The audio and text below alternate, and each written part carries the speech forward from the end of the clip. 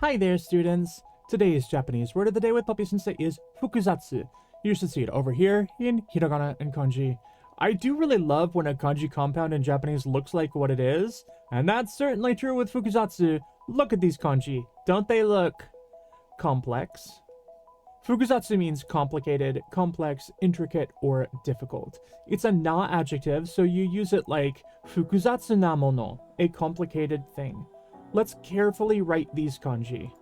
1, 2, 3, 4, 5, 6, 7, 8, 9, 10, 11, 12, 13, 14, and 1, 2, 3, 4, 5, 6, 7, 8, 9, 10, 11, 12, 13, 14. Okay, see you soon! Mata ne!